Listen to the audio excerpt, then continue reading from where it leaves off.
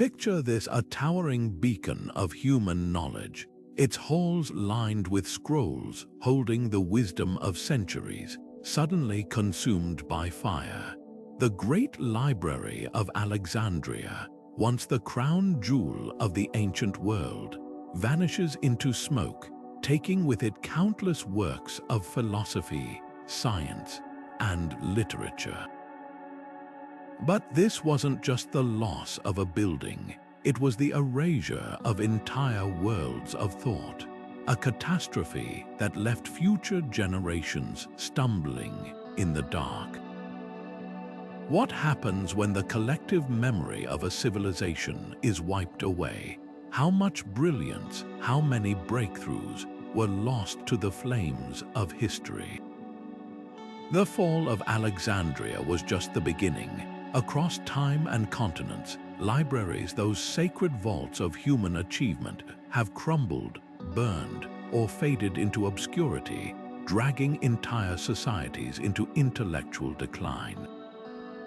Think of the centuries of stagnation that followed, the innovations that never came to light, the voices that fell silent. These weren't just collections of books, they were the lifeblood of progress, the bridges between past and future. And when they collapsed, the darkness that followed wasn't just metaphorical. It was a tangible setback for humanity, a void where ideas should have thrived. This is the story of those forgotten libraries and the dark ages they left behind. We're about to journey through time, uncovering the hidden tragedies of these lost repositories of wisdom. From the ruins of Alexandria to the scattered fragments of Baghdad's House of Wisdom, we'll explore how the destruction of knowledge shaped the course of history and how close we've come, again and again, to losing everything. Because when libraries fall, it's not just books that burn, it's the very future of civilization. So stay with me as we unravel the mysteries of these vanished treasures and the shadows they cast across the centuries. A forgotten library isn't just a building reduced to rubble or a collection of scrolls lost to time. It's a missing piece of humanity's shared story. These were more than shelves of parchment and ink. They were living archives of discovery, where scholars debated the shape of the cosmos, poets preserved the soul of their people, and inventors sketched machines centuries ahead of their time. But not all knowledge was written down. Some libraries existed in the air, passed through songs, stories, and spoken wisdom, vanishing when the last voice fell silent. Others were scattered, like the sprawling University of Nalanda in ancient India, where flames consumed thousands of Buddhist manuscripts, erasing teachings that had endured for generations. Or consider Baghdad's House of Wisdom, a crossroads of global thought where Greek philosophy met Persian astronomy and Indian mathematics, only to be washed away in the chaos of war. What makes these losses so devastating isn't just the physical destruction, it's the domino effect of ignorance that followed. Imagine a world where the cure for a deadly disease was once written down, but the scroll turned to ash. A civilization that understood the movement of planets, but left no star charts behind. Every vanished library didn't just take books with it, it stole time itself, forcing later generations to rediscover what had already been known.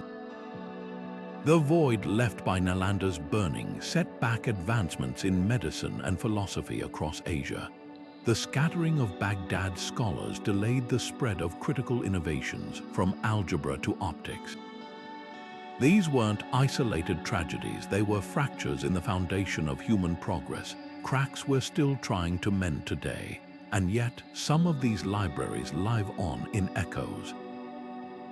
A single surviving manuscript, a fragment of pottery inscribed with equations, or a folk song preserving an ancient legend, all whispers of what was almost lost forever. The irony is haunting. We often don't realize what these libraries truly held until they're gone. Their absence leaves questions without answers, mysteries that might have been solved, and gaps in our understanding that took centuries, sometimes millennia, to fill. Because when a library disappears, it doesn't just erase the past, it steals from the future. The story of the Library of Alexandria's destruction has been shrouded in legend for centuries, a single catastrophic fire, often blamed on Julius Caesar's siege in 48 BC, wiping out all of humanity's knowledge in one fell swoop. But the truth is far more complicated and in some ways even more tragic. The library didn't vanish overnight. Its decline was slow, a death by 1,000 cuts, political apathy, dwindling funding, and the slow erosion of intellectual freedom in a city that had once been the beating heart of the ancient world's scholarship. Take Hypatia, the renowned philosopher and mathematician, whose brutal murder in 415 AD marked a turning point. She wasn't just a scholar, she was a symbol of Alexandria's fading golden age, a woman who embodied the library's spirit of inquiry. When she was killed by a mob, it wasn't just a personal tragedy, it was a warning. The world was changing, and the tolerance for free thought that had once made Alexandria great was crumbling. The library didn't burn in a single blaze. It withered, its scrolls neglected, its halls emptying as the political will to preserve knowledge faded. And yet, the myth of the Great Fire persists, perhaps because it's easier to imagine a sudden catastrophe than to confront the slow death of enlightenment. The reality is, the library's downfall wasn't just about flames, it was about indifference, the same pattern repeated across history. The House of Wisdom in Baghdad, sacked by the Mongols in 1258, wasn't destroyed in a single act of war. Its scholars had been fleeing for years as funding dried up and instability grew. The Great Library of Constantinople suffered a similar fate, its treasures slowly dispersed or lost to neglect. These weren't accidents, they were choices, societies turning away from the hard work of preserving knowledge, prioritizing short-term power over long-term wisdom. And each time it happened, the world grew darker, not just because of what was lost, but because of what might have been. The Library of Alexandria could have held breakthroughs in medicine, astronomy, or philosophy that would have changed the course of history. We'll never know, but what we do know is this: the greatest threat to knowledge isn't always fire. Sometimes it's simply forgetting to care. At the height of the Abbasid Empire, Baghdad's House of Wisdom wasn't just a library, it was a dazzling crossroads of civilizations, where the brightest minds from Greece, Persia, India, and beyond gathered under one roof to push the boundaries of human understanding. Picture a place where astronomers debated the movement of planets alongside physicians dissecting ancient medical texts, where mathematicians refined algebra while poets preserved the oral histories of distant lands. This was more than a collection of books. It was a living, breathing engine of progress, fueled by the Abbasid caliph's unshakable belief that knowledge had no borders. The scale of its ambition was staggering. Teams of scholars worked around the clock translating Greek philosophy into Arabic, Persian scientific treatises into Syriac, Indian mathematical concepts into languages the entire Islamic world could build upon. Imagine the brilliance that filled those halls: Euclid's geometry merging with Brahmagupta's arithmetic, Ptolemy's star maps inspiring new celestial models. The House of Wisdom didn't just preserve knowledge, it reinvented it, producing breakthroughs in optics, medicine, and engineering that would later ignite the European Renaissance. But perhaps its greatest innovation was its very existence, a multicultural hub where Christians, Jews, Muslims, and atheists collaborated without dogma, united by sheer curiosity. Then came 1258. When the Mongols swept through Baghdad, they didn't just topple a city, they unraveled a millennium of progress. Survivors wrote of the Tigris River running black with ink as countless manuscripts were tossed into its waters, of flames consuming parchment that held secrets we'll never recover. The destruction was so thorough that some fields, like advanced astronomy and pharmacology, regressed for centuries. But the real tragedy wasn't just the loss of books, it was the silencing of a tradition. The House of Wisdom had been a beacon, proving that diverse minds working together could illuminate the world. Its fall didn't just erase knowledge, it extinguished a way of thinking. And yet, flickers survived. A handful of scholars escaped with fragments of texts, carrying them to places like Damascus and Cordoba. Some of these rescued works eventually made their way to Europe, where they'd later inspire figures like Copernicus and Newton. It's a haunting thought. What might humanity have achieved if Baghdad's intellectual flame had kept burning? How many more breakthroughs were lost when the Tigris ran dark? The House of Wisdom reminds us that libraries aren't just storehouses of the past, they're kindling for the future. And when they're gone, the light they could have sparked disappears with them. Long before modern universities dotted the globe, Nalanda stood as a towering monument to human curiosity, a sprawling campus where over 10,000 students once gathered beneath its red brick arches to debate philosophy, medicine, and the cosmos.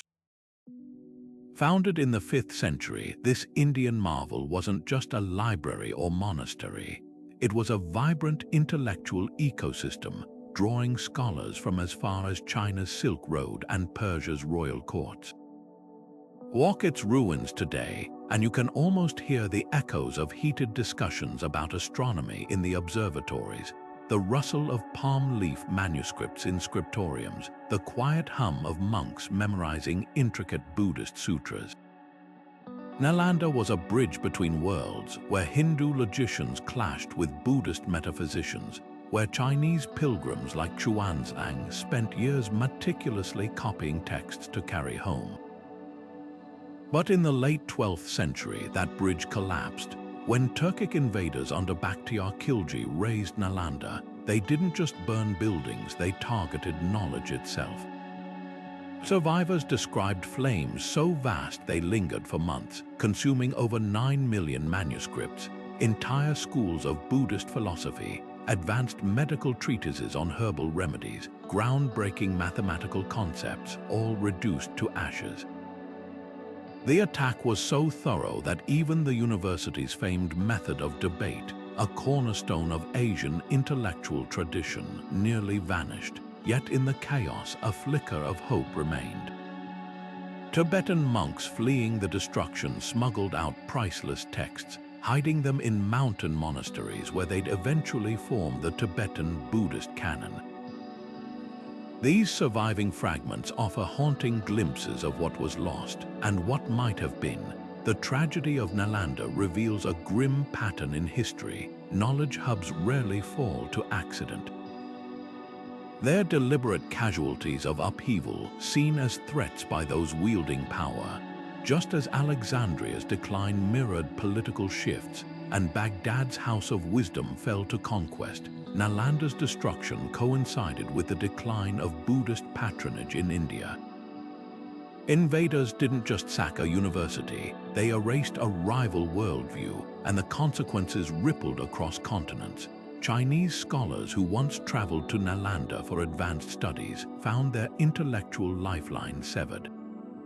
Medical knowledge that might have saved thousands disappeared overnight.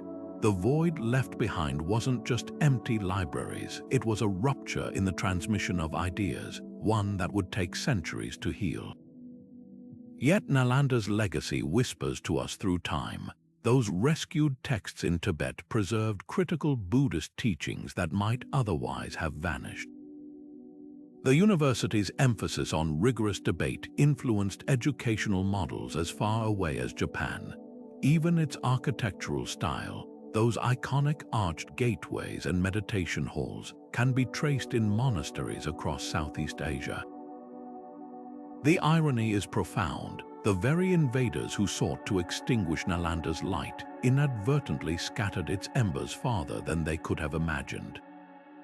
But the question lingers: how much brighter might the world be if those 9 million manuscripts had survived? How many breakthroughs were lost in the smoke? The story of Nalanda isn't just about destruction. It's a warning about how fragile the threads of knowledge truly are and how quickly they can unravel. The burning of books is never just about flames. It's a calculated strike at the heart of a culture. When Spanish conquistadors tossed Mayan codices into bonfires in the 16th century, they weren't just destroying paper. They were erasing an entire worldview, a sophisticated understanding of astronomy, medicine, and history that had taken shape over millennia. The same brutal logic echoed centuries later, when Nazi forces systematically ransacked Jewish libraries across Europe, reducing sacred texts and secular works alike to ash. These weren't random acts of violence. They were deliberate campaigns to dismantle the foundations of identity, to sever a people from their past so thoroughly that even memory itself could be rewritten. There's a chilling pattern here. Conquerors have long understood that controlling knowledge means controlling history. When the Mongols sacked Baghdad, when Cortés obliterated Aztec records, when the Khmer Rouge targeted Cambodia's literary elite, each time the goal was the same: to hollow out a culture until only the victor's narrative remained. Without written records, oral traditions fade. Without sacred texts, rituals lose their meaning. And without historical accounts, resistance becomes harder to sustain. It's a strategy as old as empire itself. Erase the proof of a people's achievements, and you can claim they never existed at all. But here's the tragic irony: this tactic often backfires spectacularly. The Spanish couldn't fully extinguish Mayan knowledge because surviving scribes hid copies of their codices or encoded their traditions into oral stories and art. The Nazis failed to erase Jewish thought because exiled scholars carried fragments of their libraries to Palestine and America, where they'd later rebuild. Even the most thorough attempts to silence the past leave gaps, and those gaps haunt the victors too. When you burn a library, you're not just destroying your enemy's history. You're robbing humanity of collective wisdom, of solutions to problems future generations will face. The Mayans had advanced understanding of agriculture that could have aided colonial settlers. The House of Wisdom's medical texts might have saved countless lives during Europe's plagues. The lesson buried in these ashes is stark. Knowledge doesn't belong to one people or one era. It's a shared inheritance, and when it's weaponized, everyone loses. Libraries aren't just casualties of war, they're the first hostages. And while fire can obliterate parchment, it can't extinguish the stubborn human impulse to remember, to rebuild, to pass on what was almost lost. The real victory isn't in destroying the records of the past, but in ensuring they're never needed to begin with. The history of knowledge isn't just shaped by fires and invasions. Sometimes the greatest losses come from within. Take the Gnostic Gospels, early Christian texts that offered radically different visions of spirituality, only to be declared heresy and systematically destroyed by the 4th century. These weren't just alternative scriptures, they were entire worldviews exploring ideas like divine femininity and inner enlightenment that might have transformed religious history.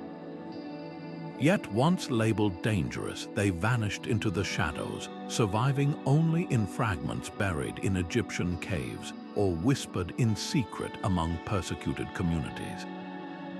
The same fate befell Arian Christianity's writings, which challenged the doctrine of the Trinity and were so thoroughly purged that we now rely mostly on their opponents' accounts to reconstruct their beliefs. It's a haunting paradox. The very institutions tasked with preserving sacred knowledge often became its most efficient censors.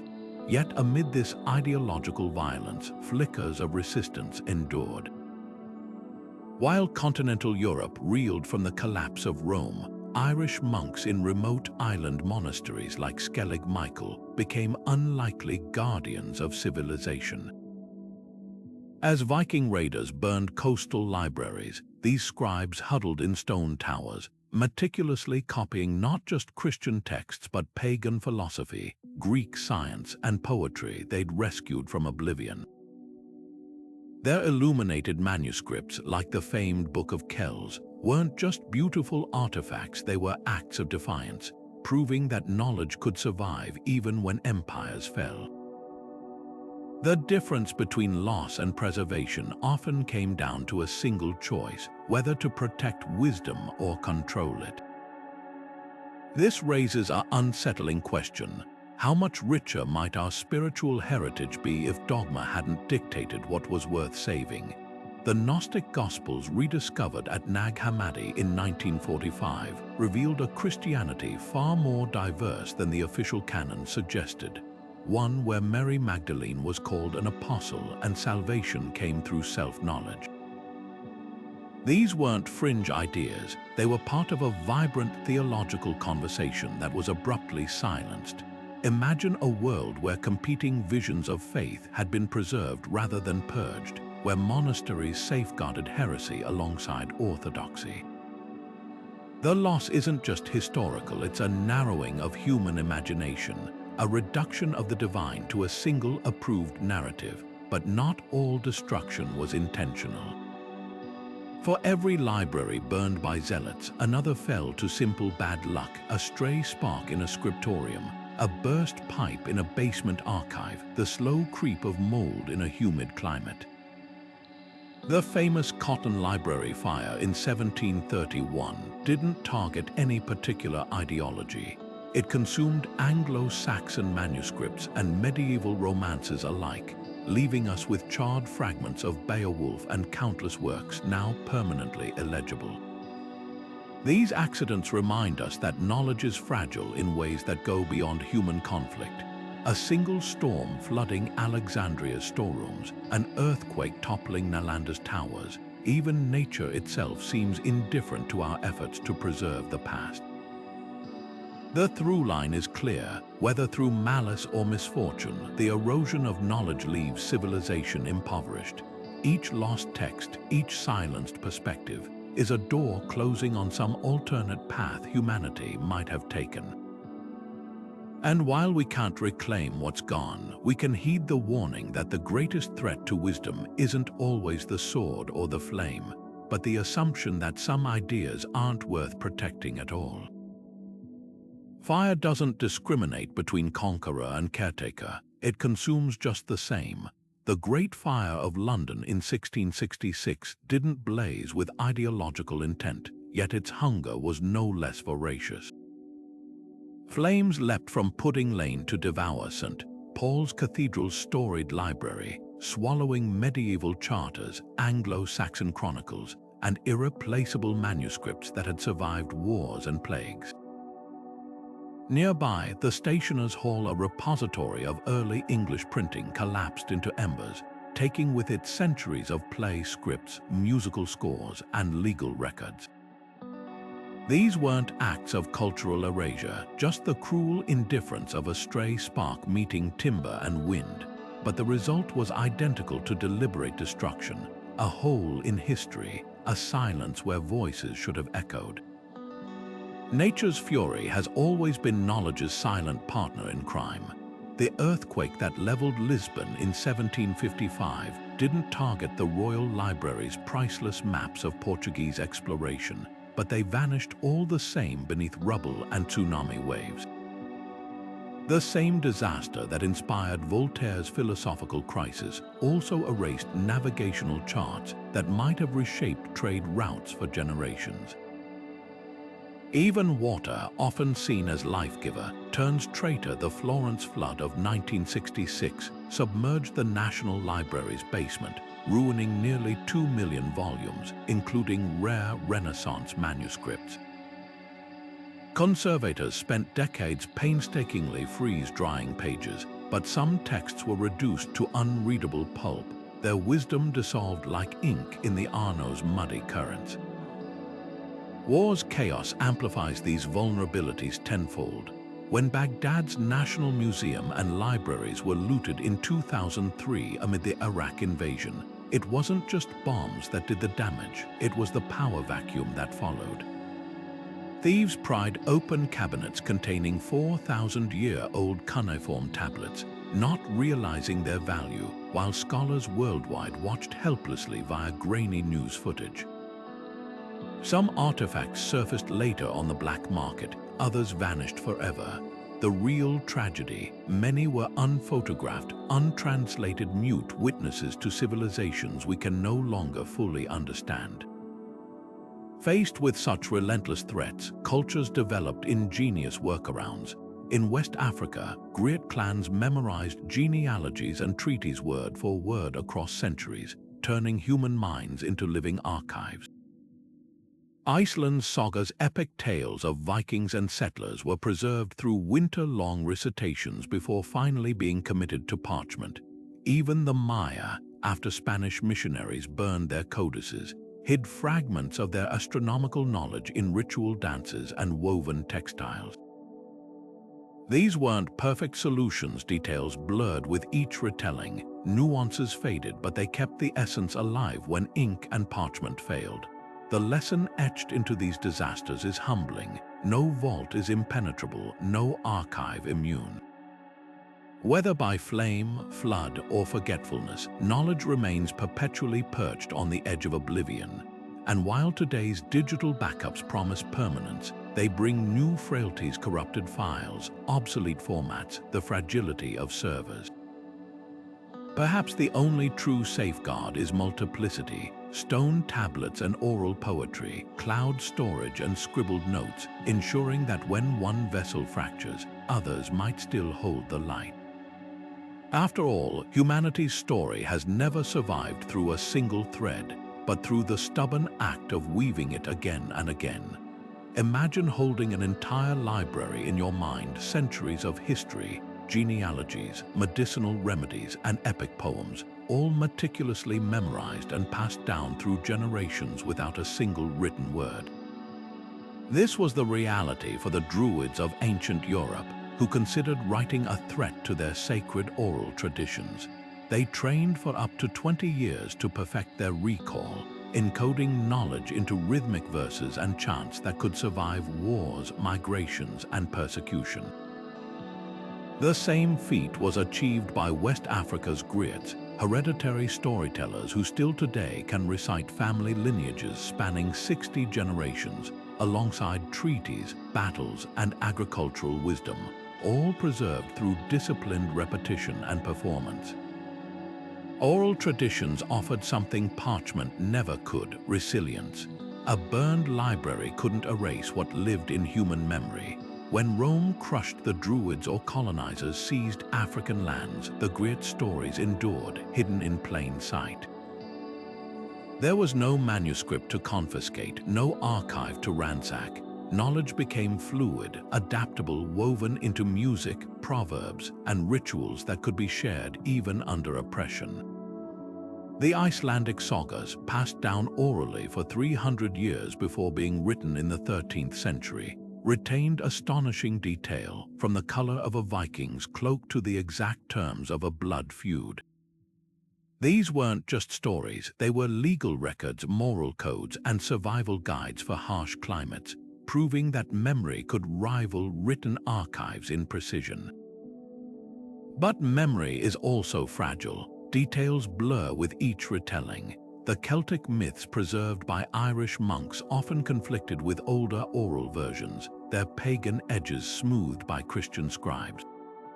A griot's recitation might emphasize one ancestor's heroism while downplaying another's failures, bending history to suit a patron's pride. Without written anchors, even the most disciplined oral traditions risked distortion, like whispers in a centuries-long game of telephone. The Polynesian navigators who memorized star paths across the Pacific faced a starker loss. As colonization disrupted their apprenticeship systems, entire celestial maps faded from living memory, leaving later generations stranded without wayfinding knowledge their ancestors had mastered.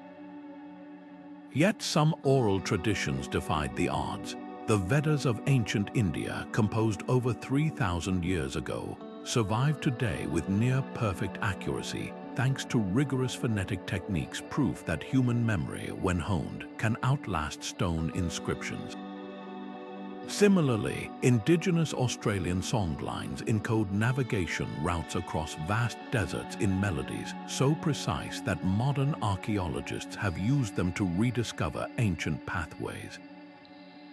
These exceptions reveal oral tradition's hidden strength. It embeds knowledge in culture, making it inseparable from daily life. A written scroll can gather dust, a song must be sung to live. The collapse of libraries magnified oral tradition's role as a lifeline. When Alexandria's halls fell silent, Arab scholars turned to Bedouin poets for fragments of pre-Islamic astronomy. After Nalanda burned, Tibetan monks reconstructed lost Buddhist texts from the chants of refugee scholars. Each time ink faded or parchment crumbled, humanity fell back on the oldest technology of all, the human voice. But this safety net had limits. Oral traditions excel at preserving narratives and rituals but struggle with complex data. Mathematical formulas, precise star charts, or the exact chemical composition of an ancient remedy. The loss of written archives often meant sacrificing nuance for survival, trading depth for durability. This tension between speech and script shaped civilizations. The Maya, after Spanish missionaries burned their codices, hid fragments of their astronomy in ritual dances, but the exact calculations behind their calendar systems vanished forever. The Druids' refusal to write down their wisdom meant that when Roman persecution severed their lineage, entire branches of Celtic philosophy disappeared overnight. Even Iceland's sagas, remarkably intact, likely omit the quieter voices, the everyday lives of women, the enslaved, those deemed unworthy of epic remembrance. Oral traditions saved stories, but not always the whole story, and so the dominoes fell. Each lost library forced societies to rely more heavily on memory, which in turn filtered knowledge through the biases of those who controlled the spoken word. The Renaissance only rediscovered Aristotle because Arab scholars had translated his works, but how many other Greek thinkers faded because their ideas weren't deemed worth repeating? The Dark Ages that followed library burnings weren't just gaps in record-keeping. They were collective amnesias where humanity forgot solutions to problems it had already solved. Oral traditions kept the flame alive, but flickering, a testament to resilience and a warning about how much we lose when we rely on memory alone. When a library burns, the damage isn't just measured in lost scrolls, it's counted in centuries of stagnation. Take the collapse of Rome's vast repositories of engineering knowledge. With the fall of the Western Empire, treatises on concrete mixtures, aqueduct construction, and mechanical innovations like watermills vanished from European memory. The result, a 1,000-year gap where architects struggled to replicate what Romans had mastered, building cathedrals that collapsed under their own weight until trial and error slowly rediscovered old techniques. The Pantheon's dome, poured in 125 AD, wouldn't be matched until Brunelleschi in the 15th century, not because medieval builders lacked skill, but because the manuals that could have guided them had turned to dust. Meanwhile, a different story unfolded in the Islamic world. As Europe stumbled through the so-called Dark Ages, scholars in Baghdad and Cordoba were meticulously translating Aristotle, Ptolemy, and Galen into Arabic, preserving works that had become nearly extinct elsewhere. These weren't just static copies, they were living texts, annotated with breakthroughs in optics by Alhazen, medical advancements by Avicenna, and mathematical innovations that gave us algebra. When European scholars like Gerard of Cremona began translating these Arabic editions back into Latin in the 12th century, it sparked a chain reaction. Suddenly, forgotten Greek logic and Roman engineering principles re-entered the Western imagination, fueling everything from Gothic architecture to early scientific thought. The Renaissance didn't emerge from nowhere. It stood on the shoulders of books that had narrowly escaped oblivion. The real heroes of this story weren't kings or conquerors, but quiet figures hunched over parchment in freezing scriptoriums. Irish monks like Dick Ewell, who copied astronomical texts by candlelight as Viking raids raged outside. Byzantine scribes who smuggled Plato's dialogues to safety as Constantinople crumbled. Even Muslim scholars in Toledo who collaborated with Christian translators without fanfare, bridging worlds through shared reverence for knowledge. Their work was tedious, their names often lost to history, but their stubborn devotion created lifelines across time.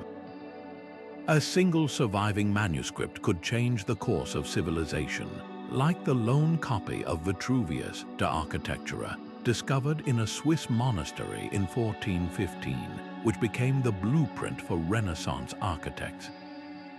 This domino effect reveals a brutal truth. Every burned library doesn't just erase the past, it mortgages the future. The Islamic Golden Age might have reached even greater heights if Baghdad's House of Wisdom had stood another century. Europe's scientific revolution could have dawned 300 years earlier if Charlemagne's court had access to the full corpus of Roman engineering. And what breakthroughs might the Maya have achieved if Spanish flames hadn't consumed their astronomical codices? The gaps in our collective knowledge aren't just empty shelves, they're locked doors, barring humanity from rooms it could have entered long ago. Yet amid the wreckage, a pattern emerges. Progress doesn't march in a straight line, it spirals, looping back to ideas that were nearly lost, then surging forward. Those fragile threads of preserved knowledge, passed hand to hand across war and upheaval, prove that even the darkest ages aren't absolute. Because when one library falls somewhere in a desert monastery, a scholar's private collection, or the memory of a wandering poet, a spark always survives. The question isn't just what we've lost, but how many times we've had to rediscover the wheel. Deep in the cloistered silence of medieval monasteries, amid the scratch of quills on parchment, an unlikely rescue mission unfolded. While wars raged and empires crumbled, monks hunched over writing desks became the unsung archivists of civilization, copying texts line by line in dimly lit scriptoria. These weren't mere scribes, they were human hard drives, laboring to preserve everything from Virgil's poetry to Galen's medical treatises, often without fully understanding the words they transcribed. Consider the Benedictine monk working by candlelight in the 9th century, his numb fingers painstakingly replicating a crumbling Latin translation of Aristotle's Physics, a text that had already survived the fall of Rome and would later ignite the scientific revolution. Every comma he inked was a lifeline thrown across the centuries. This system of salvation had an architect, Cassiodorus, a Roman statesman turned monk who, in the 6th century, transformed scriptoria into sacred workshops. At his Vivarium monastery in Italy, copying texts wasn't just scholarly work, it was divine service, a way to fight the devil with pen and ink. His rulebook for scribes became the blueprint for monastic libraries across Europe, ensuring that even as the continent fractured into feudalism, threads of classical knowledge remained unbroken. But the process was far from perfect. With each copy, errors crept in, misread words, skipped lines, corrections by well-meaning monks who didn't recognize Greek scientific terms. Some manuscripts ended up as palimpsests, scraped clean and overwritten when parchment ran short, unintentionally layering text like a time capsule. The very act of preservation became a game of telephone across generations. The irony is profound. These same religious institutions that had once suppressed pagan knowledge now became its guardians. When Charlemagne sought to revive learning in the 8th century, he turned not to the ruins of Roman academies, but to monasteries like Tours and Corbie, where scribes had stockpiled manuscripts like squirrels hoarding nuts for winter. Even more striking, some of the most zealous preservers were copying texts they'd never be allowed to read for pleasure, like Ovid's love poems or Lucretius' atheistic epic on the nature of things. The monasteries didn't save these works because they approved of them, but because they couldn't bear the thought of any written word being lost to God's creation. Yet for all their devotion, the monks were racing against entropy. A single manuscript might take a year to copy, and only a fraction survived mold, mice, or Viking raids. We know of Sophocles' 120 plays only because 7 slipped through this bottleneck, the rest perhaps rotting in some long-vanished abbey cellar or used to patch a roof. What saved classics like Plato's, Timaeus, or Cicero's speeches wasn't systematic curation, but sheer luck, the chance that one copy made it to a scriptorium in time. By the 12th century, cracks began appearing in this monastic monopoly. As universities emerged in cities like Bologna and Paris, demand for books exploded. Professional scribes set up shops outside monastery walls, and the slow trickle of preserved texts became a flood. But the real revolution came from an unexpected source: Islamic Spain. When Christian scholars like Gerard of Cremona traveled to Toledo, they found vast libraries of Arabic translations, Aristotle and Euclid, yes, but also Persian algebra and Indian astronomy, all meticulously preserved while Europe had slept. The monastic scriptoria had kept the flame alive, but now it was time to pass the torch. The legacy of these medieval copyists is both triumphant and tragic. They saved enough to rebuild civilization, but always left us wondering what masterpieces might we have today if every scriptorium had one more scribe, one more candle, one more winter to work. The monasteries proved that knowledge could outlast empires, but only if someone, somewhere, was willing to pick up a pen and fight the darkness one word at a time. The Renaissance didn't begin with a sudden burst of inspiration. It started with a scavenger hunt. Picture 15th century scholars scouring crumbling monasteries, trading favors with Venetian merchants, even bribing Ottoman officials for access to forgotten manuscripts. What they uncovered were fragments of a world Europe had nearly lost: Aristotle's logic, Euclid's geometry, Ptolemy's star maps, texts that had vanished from the West but thrived in Arabic translations. The real shock came when they realized these weren't just preserved classics. They were supercharged with centuries of commentary and innovation. Ptolemy's Almagest, for instance, reached Europe not as a dusty Greek relic, but as a living text annotated by Baghdad's astronomers, its celestial models refined by observatories in Damascus and Cordoba. This intellectual homecoming had a twist. Europe was relearning its own heritage through foreign lenses.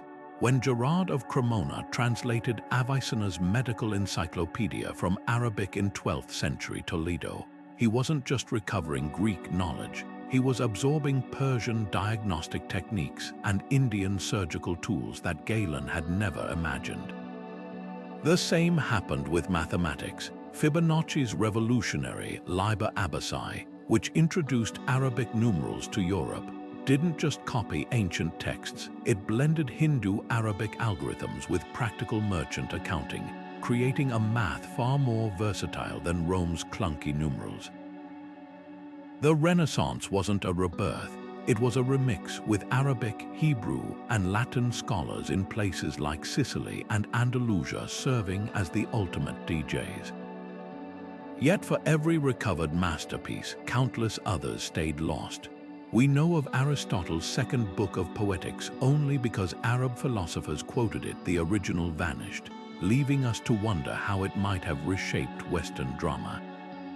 The fate of Eratosthenes' complete works is even crueler. His calculation of Earth's circumference survived in Arabic, but his revolutionary geography text, which might have spared Columbus his navigational blunders, burned with the Library of Alexandria. And what of the hundreds of treatises by Hypatia, the mathematician-philosopher of Alexandria?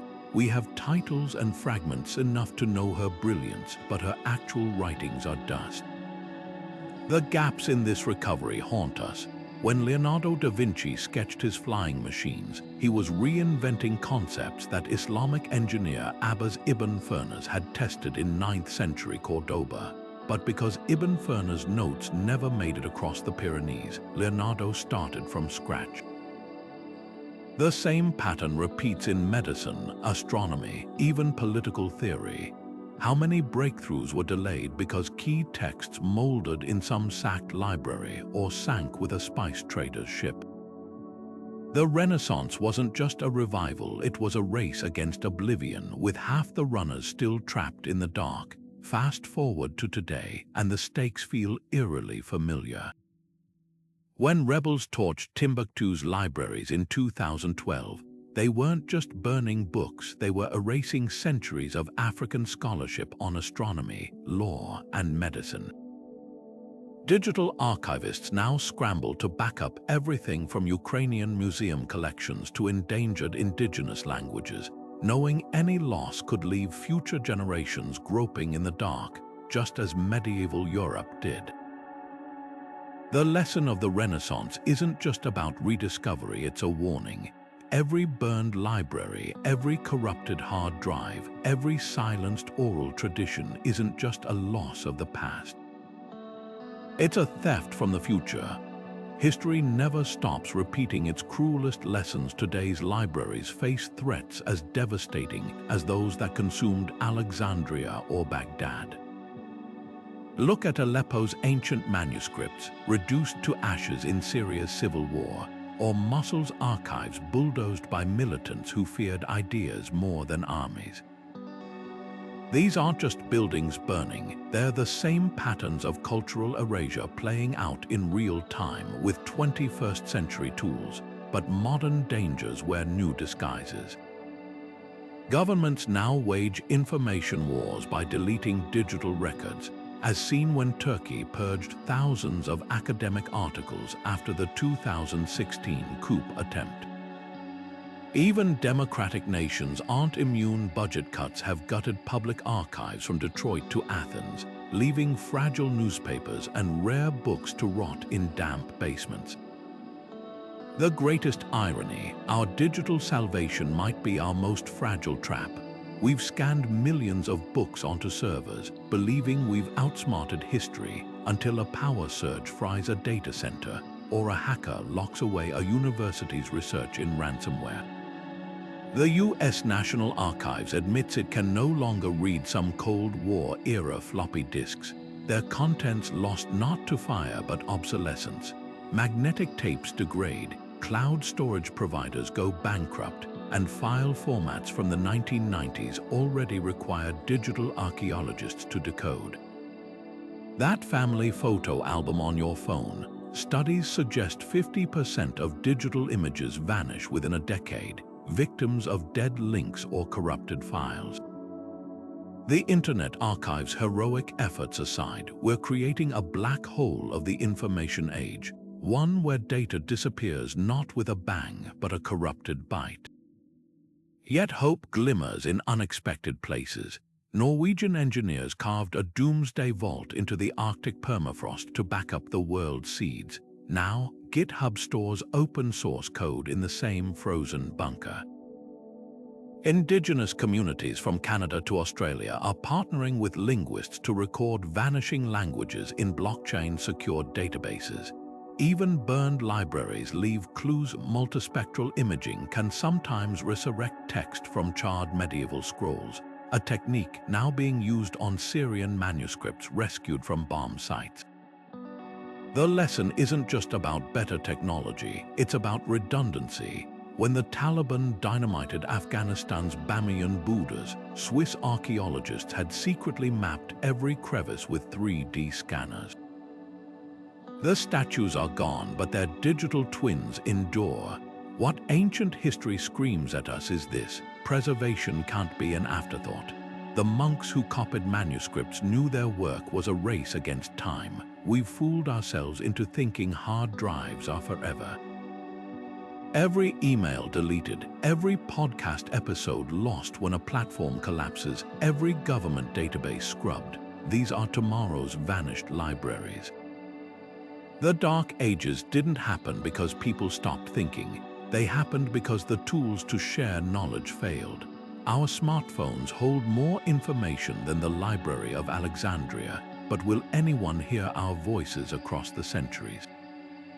The choice is ours to build archives that outlast empires, or let the digital flames lick away at humanity's memory once more. The collapse of ancient libraries teaches us a brutal truth: civilization's memory is always hanging by a thread. Alexandria's fate wasn't just bad luck, it was a warning about the fragility of concentrated knowledge. When a single repository holds humanity's collective wisdom, its destruction becomes an existential crisis. The Mongols proved this when they sacked Baghdad, tossing centuries of scholarship into the Tigris. The Spanish demonstrated it again in the Americas, burning Mayan codices to erase an entire worldview. These weren't just tragedies, they were systemic failures, exposing the fatal flaw of storing irreplaceable knowledge in one vulnerable place. Yet here's the paradox of our digital age. We've replaced parchment with petabytes, but the risks have multiplied. Ancient libraries fell to tortures and sieges. Today's archives face cyber attacks, server crashes, and the slow rot of bit decay. A single EMP pulse could wipe servers clean, just as fire consumed Alexandria's scrolls.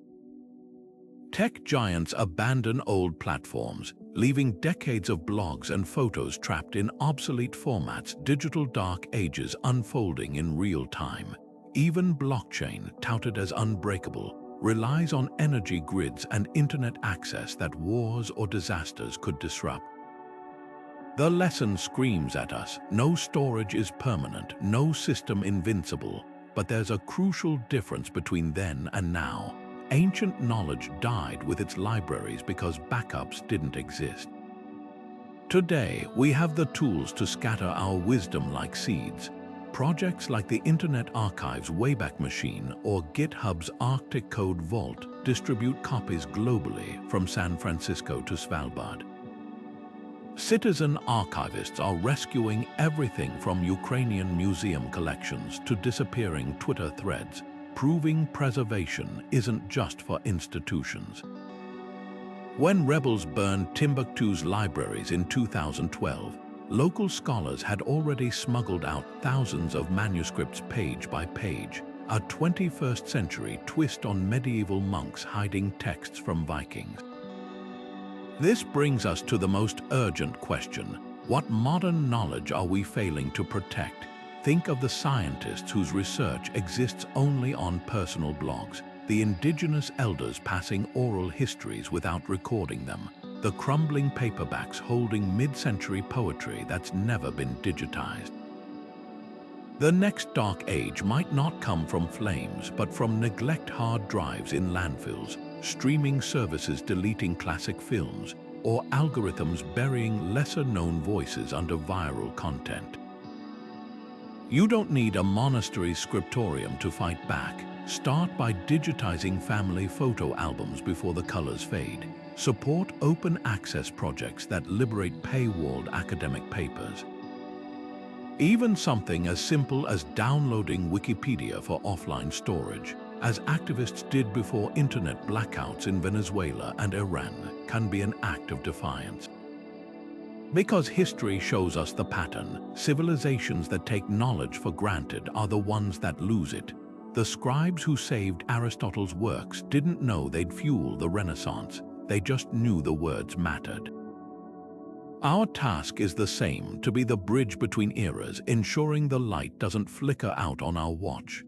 The next chapter in humanity's story doesn't have to be one of loss, because this time we're not just passive witnesses to history's disappearances. Each of us holds a quill, and the parchment is everywhere. Start with the unassuming heroes in your community, local libraries. These aren't just buildings with books, they're modern-day monasteries, preserving everything from town meeting minutes to rare genealogical records.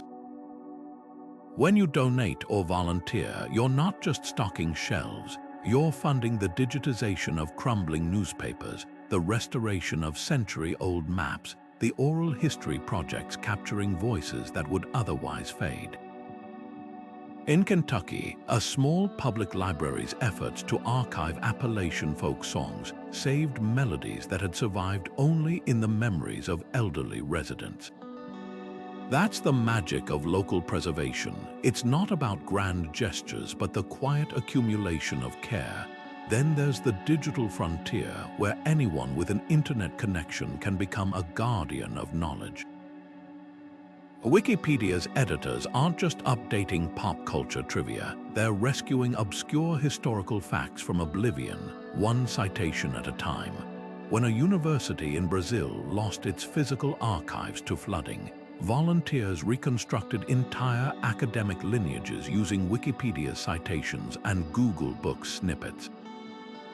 Even simpler acts matter: uploading photos to Wikimedia Commons, transcribing handwritten letters for the Smithsonian's digital volunteers, or joining citizen science projects like Zooniverse, where ordinary people help classify everything from ancient weather records to endangered bird calls. These aren't just clicks, they're stitches in the fabric of collective memory, but preservation begins even closer to home. That shoebox of your grandmother's recipes written in shaky cursive. Scan them, the family stories told at holidays, record them. When the National Museum of Beirut was bombed in 2020, historians relied on personal photo albums donated by locals to recreate exhibits.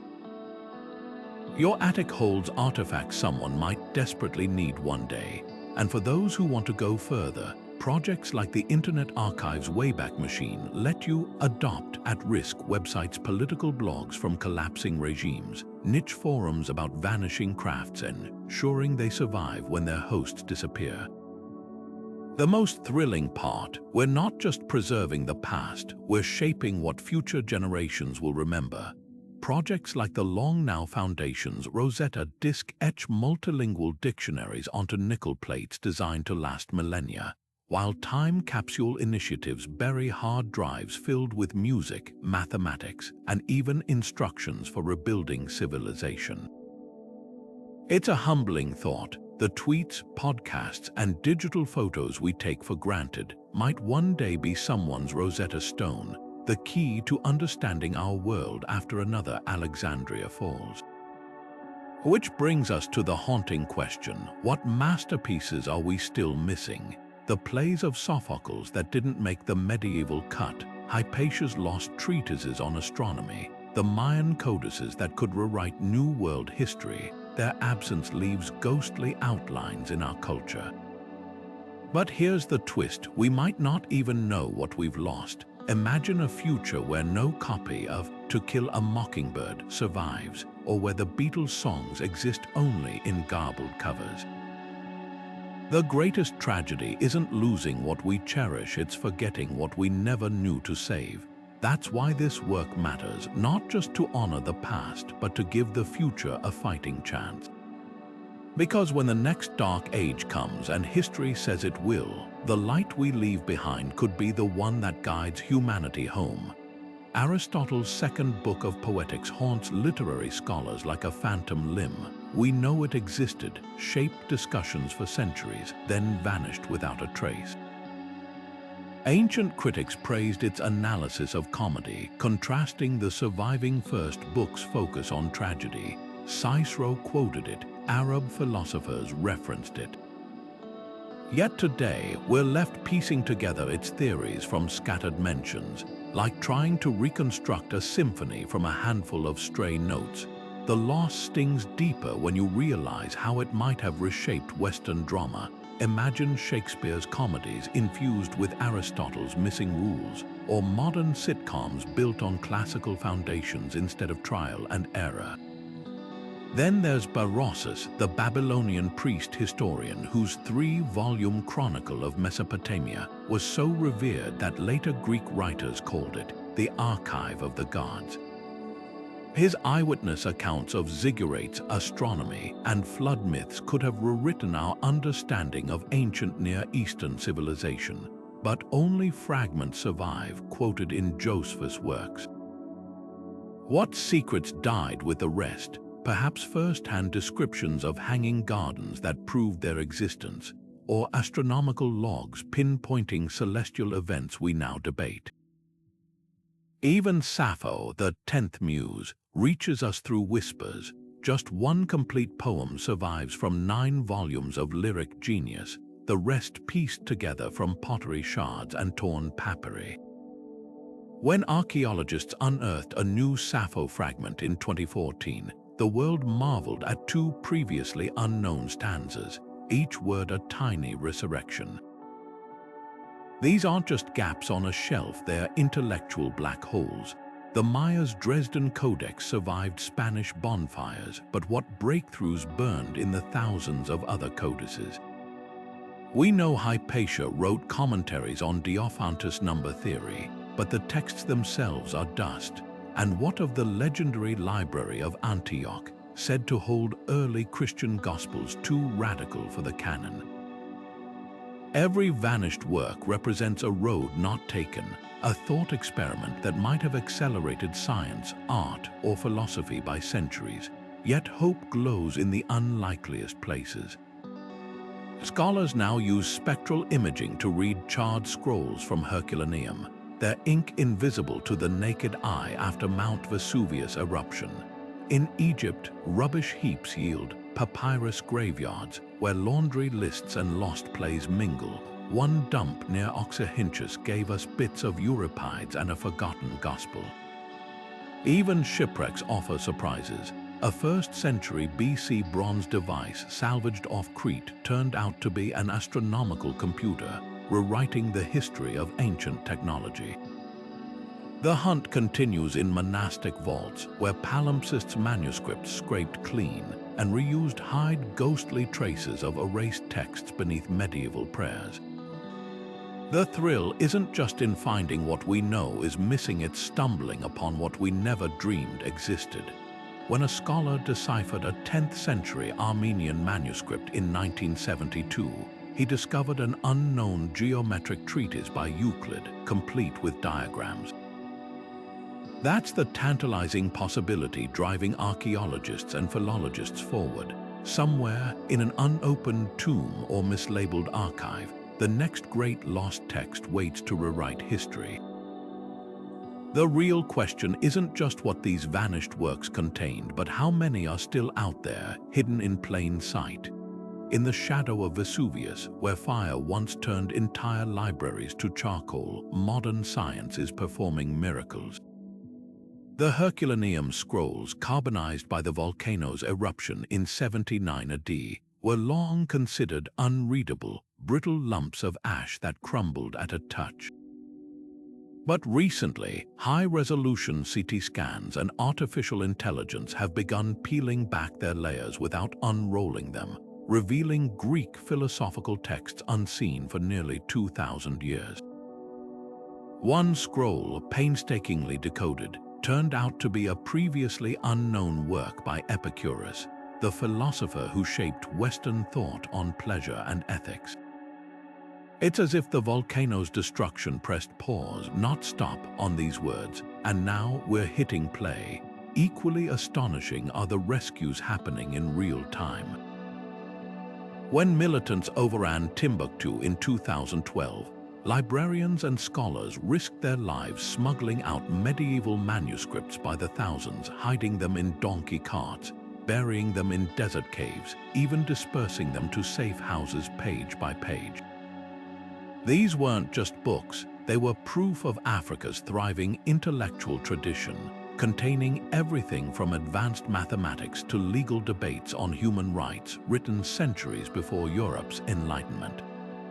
Today, those same texts are being digitized, their ornate Arabic calligraphy and gold leaf diagrams finally reaching global audiences. Every recovered line challenges old assumptions, like the notion that sub-Saharan Africa lacked written scholarship before colonization. The thrill of these discoveries isn't just in what they reveal, it's in what they hint might still be out there. Legend speaks of the lost library of Ivan the Terrible, rumored to hold ancient Greek and Byzantine texts stolen from Constantinople, hidden beneath the Kremlin. Divers still scour the Mediterranean for shipwrecks carrying Roman literary cargoes, while Tibetan monasteries guard sealed chambers said to contain Sanskrit originals of Buddhist texts known only through Chinese translations. Even ordinary places yield surprises.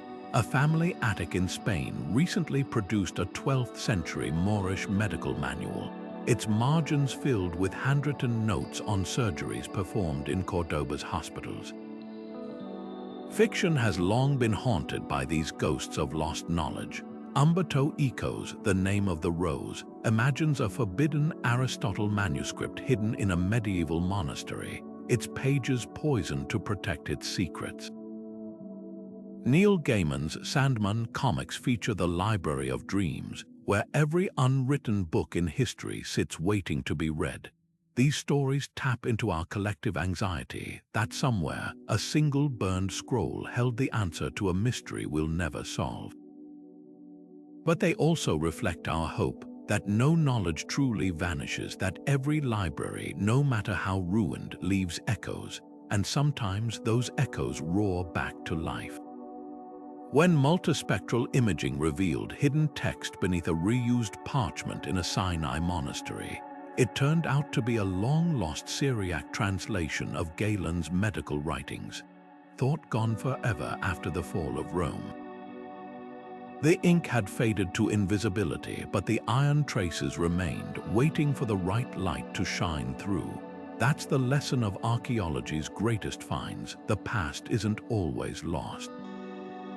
Sometimes it's just biding its time.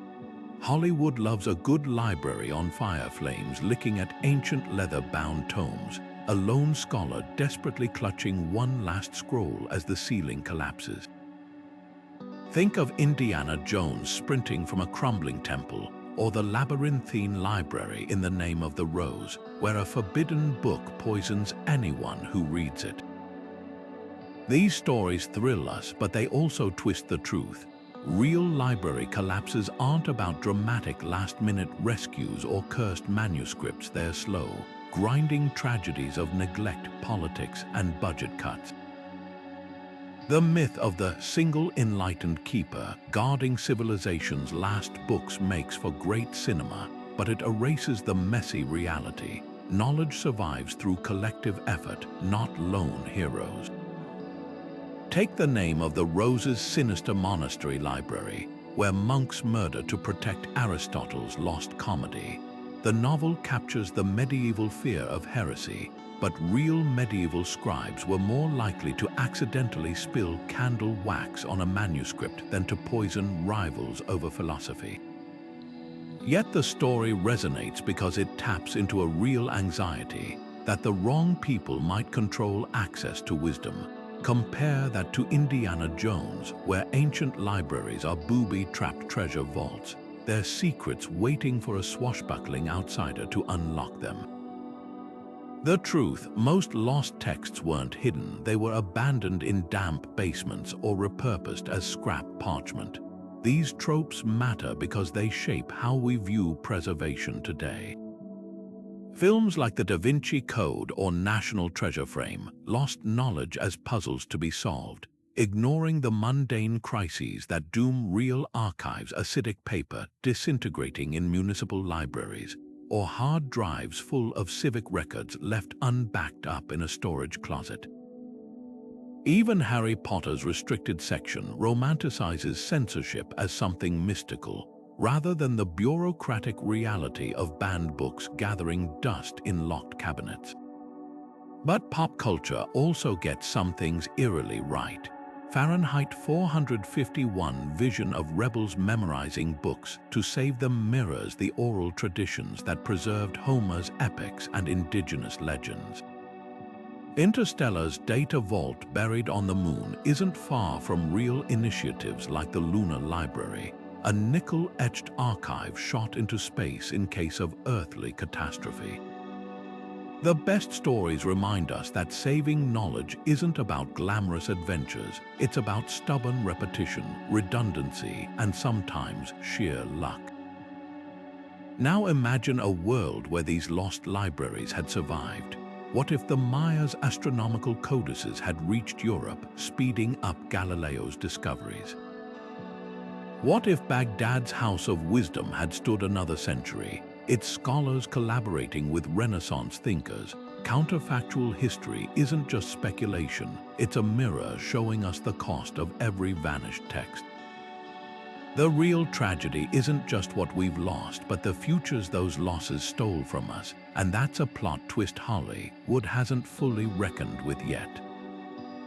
Imagine a world where the Library of Alexandria never burned, where Euclid's lost treatises on advanced geometry survived alongside Archimedes' blueprints for steam engines.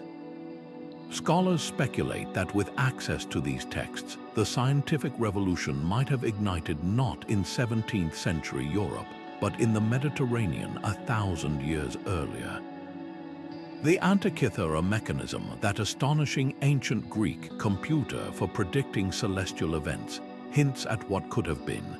If Alexandria's full archives had endured, would humanity have skipped the Dark Ages entirely, landing on the moon by the year 1500?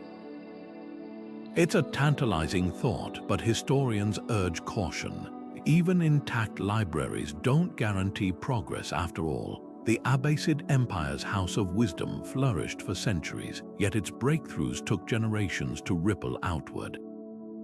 Knowledge needs more than preservation. It needs societies ready to act on it. Now picture the Americas untouched by Spanish flames, where Mayan astronomers continued refining their celestial calendars without interruption. Their Dresden Codex, one of the few surviving texts, reveals a sophistication in predicting solar eclipses that rivaled Europe's best.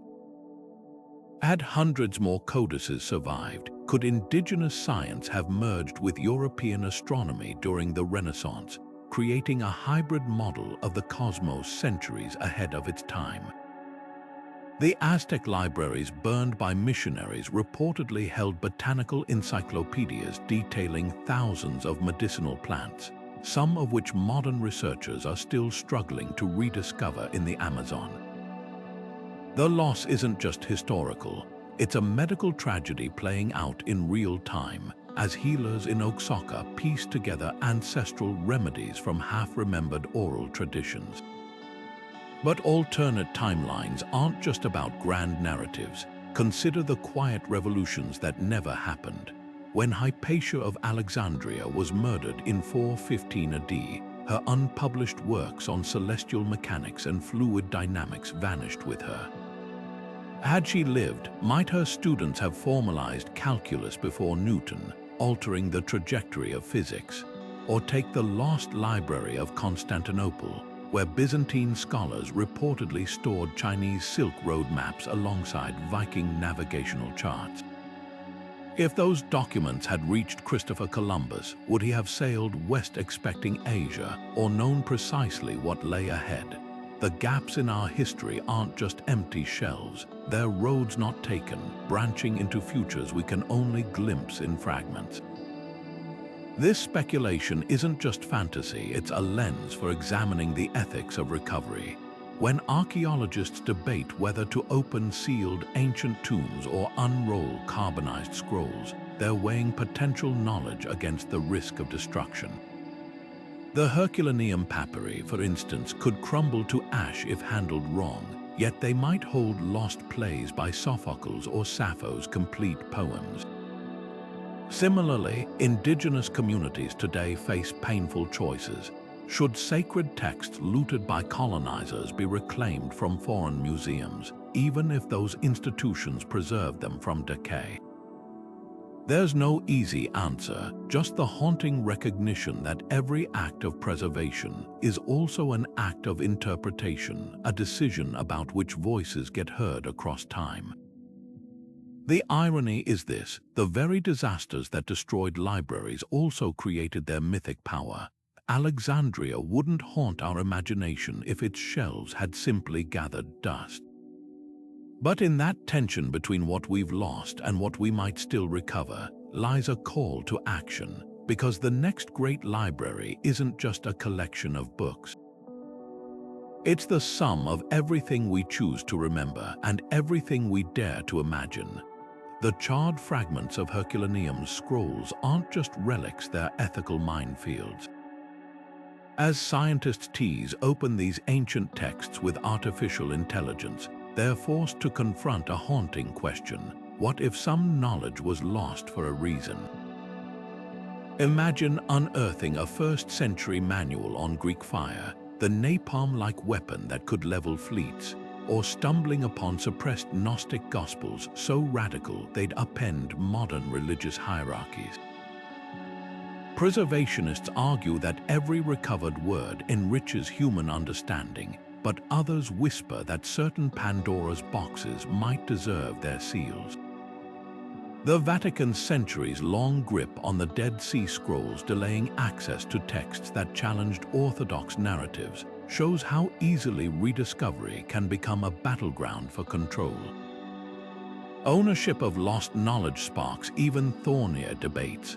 When a team of French archaeologists decoded a trove of Coptic spells in Egypt, local communities demanded restitution, arguing these were their ancestors' sacred texts, not academic curiosities. Similar tensions surround indigenous oral traditions recorded by ethnographers a century ago, now locked in university archives despite pleas from descendant nations to reclaim them. Even the Rosetta Stone, that iconic key to hieroglyphics, remains a diplomatic sore point, with Egypt campaigning for its return from the British Museum.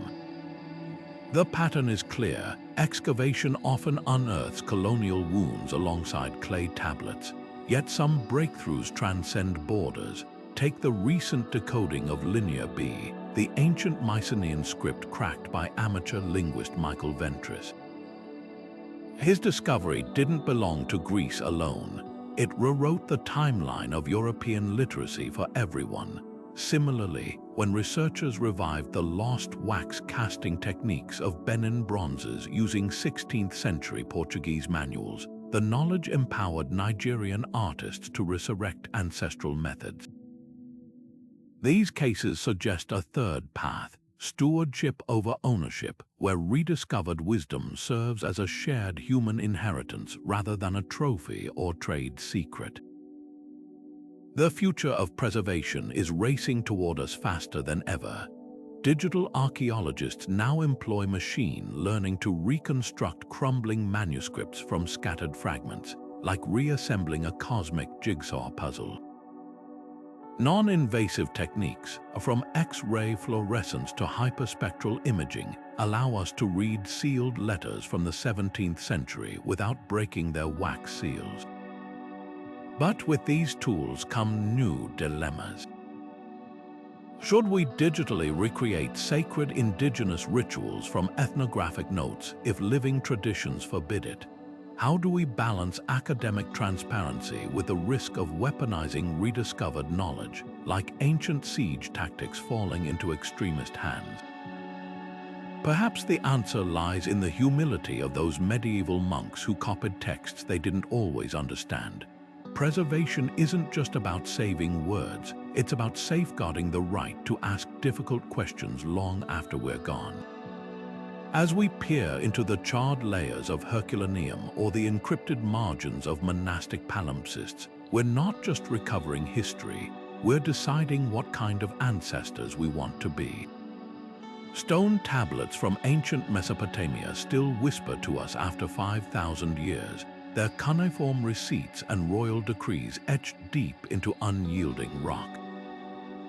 Fast forward to today, and engineers are borrowing this same principle of permanence, laser engraving the entire contents of Wikipedia onto nickel plates the size of hockey pucks, part of the Long Now Foundation's audacious 10,000-year library. Meanwhile, in a Swiss lab, scientists are pushing the boundaries even further, encoding Shakespeare's sonnets into synthetic DNA strands that could theoretically outlast the pyramids. It's a thrilling paradox. Our most futuristic preservation techniques are circling back to the durability of stone, proving that sometimes the old ways endure for a reason. Yet these modern miracles come with their own vulnerabilities. Those nickel plates may survive millennia, but will anyone in the year 12,000 still have the tools to read them? Ancient steels often included illustrations alongside text, a failsafe for when languages faded. Today's archivists face similar challenges. DNA storage requires precise sequencing machines to decode, while digital formats obsolesce within decades. Compare that to the medieval monks who copied texts onto vellum, a material so stable it remains flexible after 1,000 years, or the Incas' quipu cords, whose intricate knots preserved tax records and narratives without a single written word. The real test isn't just longevity, it's accessibility across epochs. This race against time has birthed astonishing hybrid solutions. In Norway's Arctic Svalbard archipelago, the GitHub Arctic Code Vault stores open-source software on microfilm designed to last 750 years, buried deep in a frozen mountain. Nearby, the Global Seed Vault safeguards crop diversity, proving that preserving knowledge isn't just about books, it's about safeguarding the building blocks of civilization itself. Even everyday citizens are joining the effort. Guerrilla archivists have begun hiding encrypted hard drives in nuclear waste bunkers, while librarians in war zones smuggle rare manuscripts out in vegetable trucks. But for all our technological prowess, the human element remains irreplaceable. When the ancient library of Ashurbanipal burned in 612 BC, clay tablets baked harder in the flames, preserving the Epic of Gilgamesh for modern archaeologists. Today's archivists joke about the pizza test. If civilization collapsed tomorrow, would future beings recognize a flash drive as anything more than a curious trinket? The real lesson from history isn't about choosing the perfect medium, it's about redundancy. The Vedas survived orally for millennia before being written down. Egyptian hieroglyphs endured because the Rosetta Stone offered 3 parallel translations. Our best hope lies not in a single silver bullet, but in scattering knowledge like seeds, carved, coded, and memorized. Which brings us to the quiet tragedy unfolding in our own homes. That shoebox of fading Polaroids, your grandfather's war letters brittle with age, the childhood VHS tapes degrading in the attic. These aren't just personal mementos. They're fragments of history that no institutional archive will ever save. Oral historians warn that we're living through a digital dark age as emails delete and social media platforms vanish. The Maya thought their stelae would last forever too, until jungle roots pried them apart.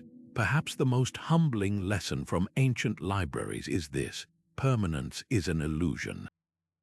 Every act of preservation is a leap of faith, a message in a bottle tossed into the tide of time. The real question isn't whether our backups will outlast papyrus.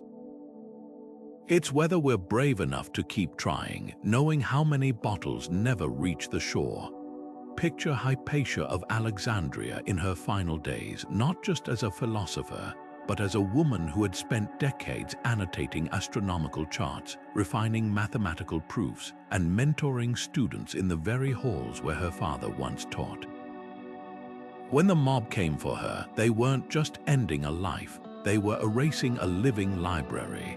Her unpublished commentaries on Diophantus number theory, her improvements to the astrolabe's design, even her personal correspondence debating ethics with bishops, all torn apart like the pages of the text she cherished.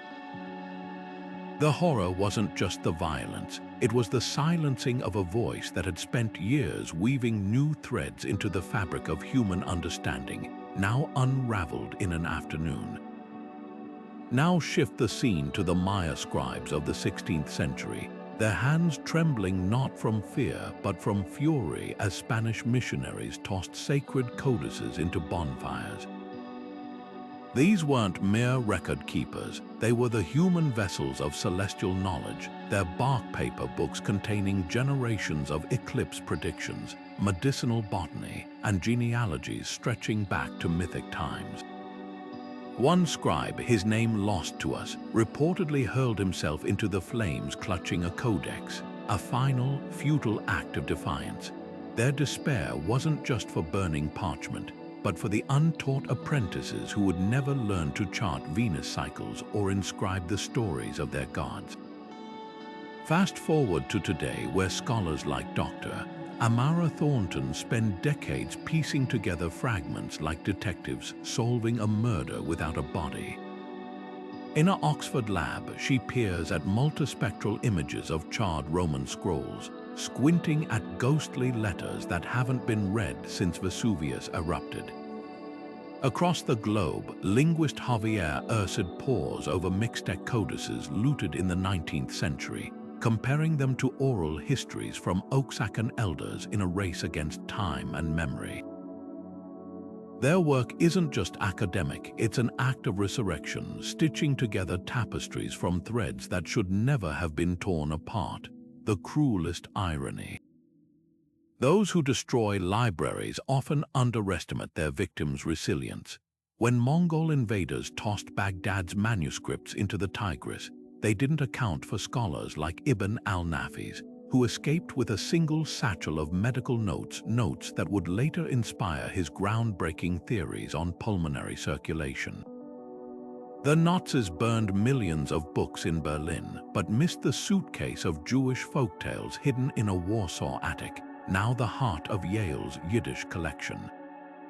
Even in the digital age, when ISIS bulldozed Mossul's archives, they didn't anticipate librarians like Aisha Mahmoud smuggling hard drives of digitized manuscripts out in her children's school bags.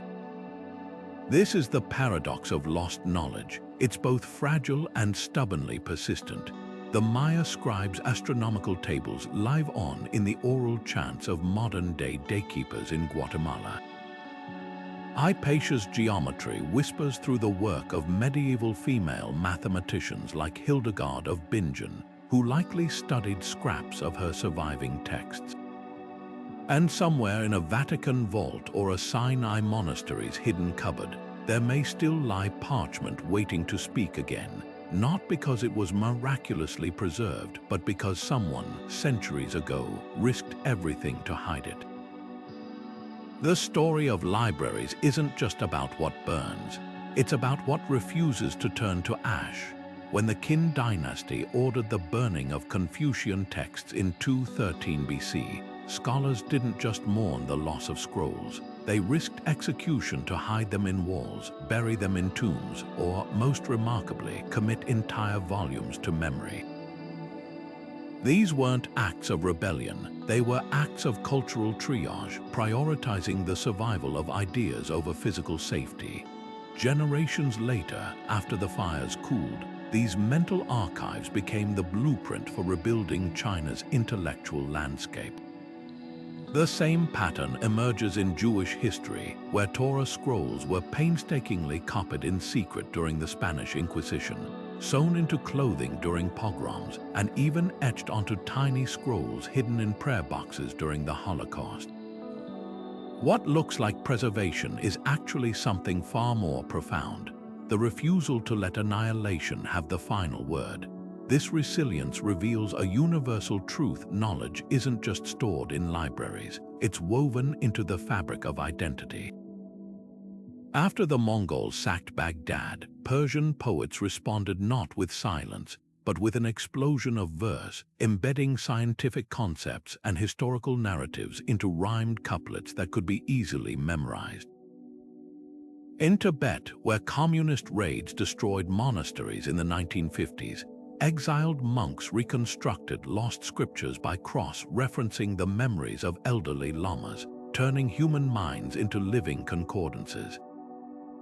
Even Ireland's bardic schools, outlawed by British rule, kept Gaelic history alive through songs so intricately structured that a single syllable out of place would betray an error.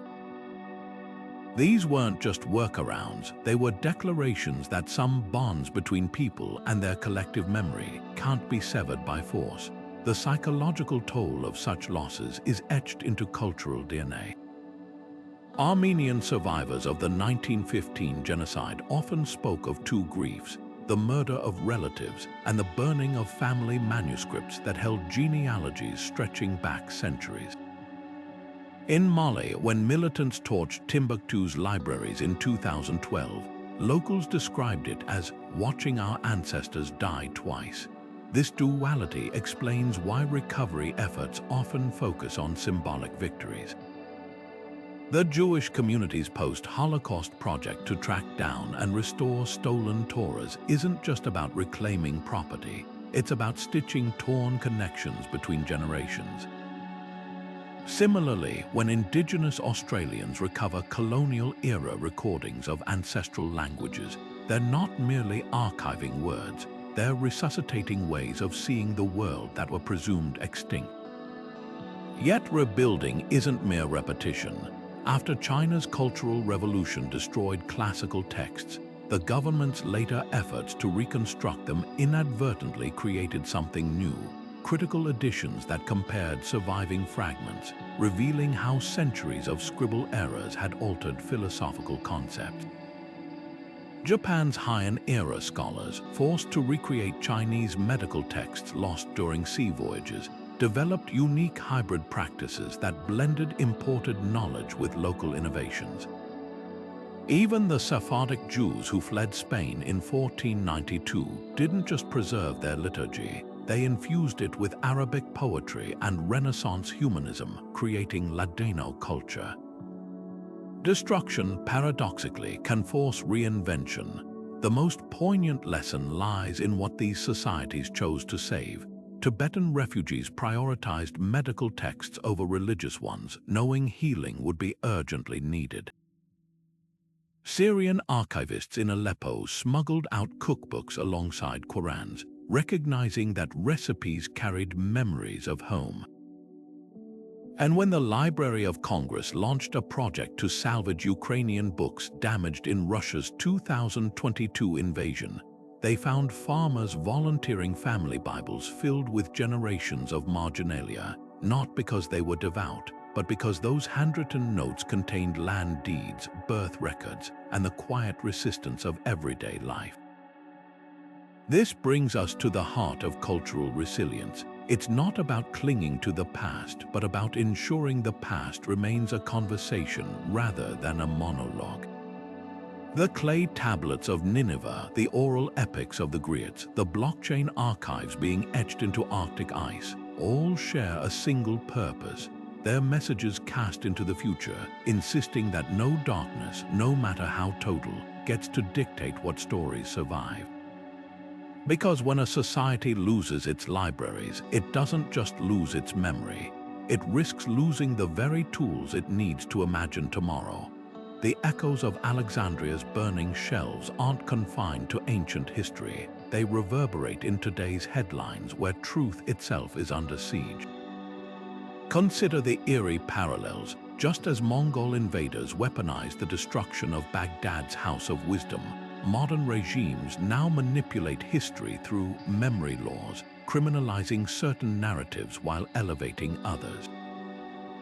In Poland, where referencing the nation's complicity in Holocaust atrocities can land scholars in court, or in Russia, where textbooks rewrite the invasion of Ukraine as a liberation, we see the same playbook used by emperors who erased dissenting voices from their archives.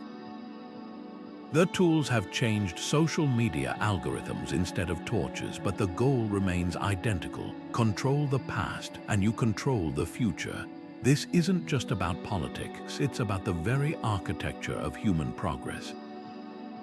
When a 12th century monk copied a crumbling Latin manuscript, he wasn't just preserving words, he was safeguarding humanity's collective immune system against ignorance. Today, that immune system faces new viruses, deepfake videos distorting reality, AI-generated misinformation flooding platforms, and entire digital libraries vanishing when corporations sunset their servers.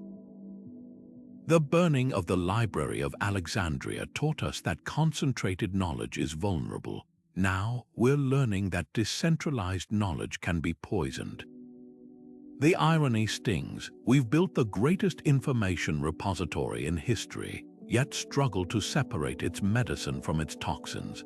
Libraries, real ones, with their curated collections and trained guardians, offer an antidote. They're not just repositories but filtration systems where facts are cross-referenced, context is preserved, and bias is interrogated.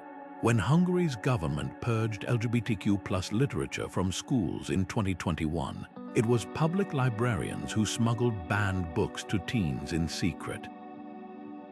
In Florida, where classroom debates on race are being sanitized, independent archives like the African American Research Library in Fort Lauderdale have become underground railroads for uncomfortable truths. These aren't acts of rebellion, they're triage, echoing the scribes who hid heretical gospels beneath monastery floorboards. The stakes crystallize when we examine what's already slipping away. During the Arab Spring, activists documented human rights abuses on Twitter, only to watch those tweets disappear as accounts were suspended or platforms collapsed. Indigenous communities fighting climate change rely on oral histories of ancestral land use, yet those narratives rarely make it into official databases. Even scientific consensus, from pandemic origins to climate data, is increasingly trapped in partisan echo chambers.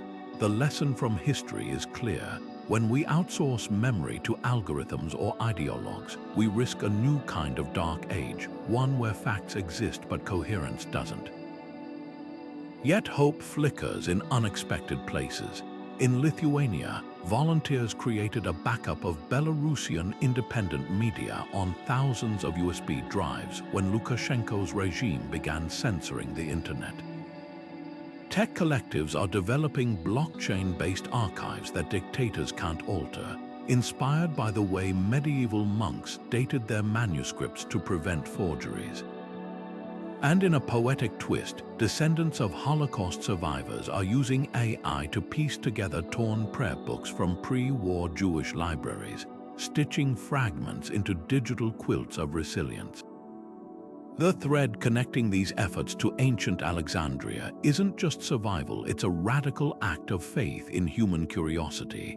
Every time a librarian reshelves a contested book or a coder archives a banned website, they're voting for a future where knowledge isn't just preserved but alive. Because the greatest threat isn't losing the past, it's losing the ability to learn from it. When we forget how libraries burn, we forget how to keep the flames at bay. The collapse of a library sends shockwaves across centuries, not just erasing the past, but stealing from the future. When Alexandria burned, we didn't just lose scrolls. We lost the chance for Galileo to build on Archimedes' work 1,000 years earlier, for Mayan astronomers to share their celestial maps with Copernicus, for Hypatia's mathematics to accelerate the scientific revolution. These weren't isolated tragedies, they were fractures in the timeline of human progress. Cultures that might have flourished were left groping in the dark, reinventing wheels that had already been perfected, or worse, forgetting the wheels existed at all.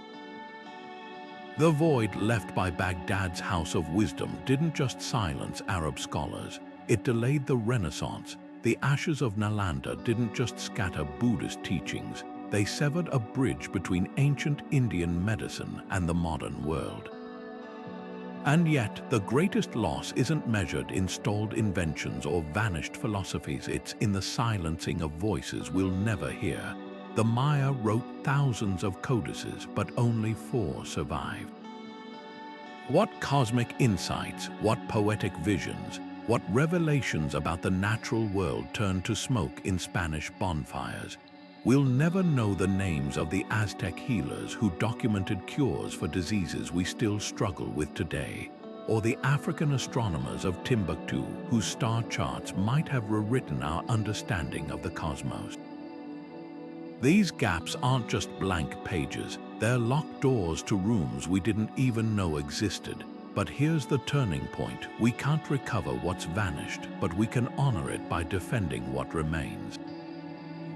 Every time a librarian digitizes a crumbling newspaper, every time an activist smuggles banned books across borders, every time a scientist uploads research to open access archives, they're weaving a safety net for the next generation. The difference between past collapses and present hope lies in one stark reality. We see the warning now. We know how easily the threads of knowledge snap. Carl Sagan once called humanity's collective knowledge a fragile cosmic library, a flickering candle in the dark. That candle has been nearly extinguished before by fire, by sword, by sheer indifference. But here's the miracle, it's still burning, and each of us holds a hand around that flame. So here's your invitation. Walk into a library this week. Run your fingers along the spines of books that could have been lost, and remember the ones that were. Share this video so others hear the whispers of those vanished shelves, because the next chapter of this story isn't written yet, and it's ours to protect. Some of history's most astonishing survivals come dressed as ordinary objects: a prayer book hiding erased Greek mathematics, a Dresden Museum's glass case preserving the lone Maya codex that slipped through colonial flames. The Archimedes palimpsest might look like just another medieval manuscript until you catch the ghostly geometry shimmering beneath its hymns. A 10th century scribe scraping away the genius's work to reuse the parchment, unknowingly preserving it for modern imaging technology to resurrect. These aren't just lucky finds, they're time capsules carrying whispers of entire worlds we thought were silenced forever. Take the Dresden Codex, one of only 4 surviving Maya books. While Spanish missionaries burned thousands of codices as devil's work, this single volume survived a journey across the Atlantic in some nobleman's curiosity cabinet. Inside its accordion-folded pages, precise Venusian calendars, eclipse predictions accurate to within a day over centuries, and medicinal recipes using plants modern science is still cataloging. The miracle isn't just that it endured, it's how much one fragile book can rewrite our understanding of a civilization. And it's not alone. Beneath the gold leaf covers of Ethiopian prayer books, scholars recently discovered erased Coptic Gospels telling radical versions of Christ's life, texts deemed too dangerous to preserve yet too sacred to fully destroy. The real magic lies in how these fragments surface. A librarian in Istanbul stumbles upon a forgotten chest, revealing star charts from the Mongol-era Maragha Observatory, thought lost when Hulogu's army scattered. A conservator at the Vatican peers beneath a medieval map's ink and finds Ptolemy's original coordinates for the Silk Road. Even digital age breakthroughs, like the algorithms reconstructing shredded Dead Sea Scrolls, prove that oblivion isn't always permanent. The common thread, someone, somewhere, refused to let go, whether it's the monk who hid heretical texts behind altar stones or the modern curator who spots odd stains on parchment that turn out to be Newton's lost alchemy notes. But here's what keeps historians awake at night. We've likely already found more survivors than we realize. Multispectral imaging is revealing blank pages in archives to be palimpsests layered with erased texts, while AI can now reconstruct pottery shards bearing fragments of Sappho's poetry. The next great discovery might be sitting unread in a private collection or mislabeled in a university basement. And that's where you come in, because history's greatest rescues often start with amateurs spotting odd details. Maybe you've passed a curiosity in your local antique shop that holds the key to a lost library, or your grandma's attic has a diary with marginalia quoting vanished medieval texts. The hunt never really ends. Want to join the adventure? Hit subscribe, because next time we're diving deeper into these miraculous survivals. We'll crack open the sealed cases holding the last copies of burned books, decode manuscripts written in forgotten languages, and meet the detectives piecing together history's shredded pages. The story isn't just about what was lost, it's about what refuses to stay.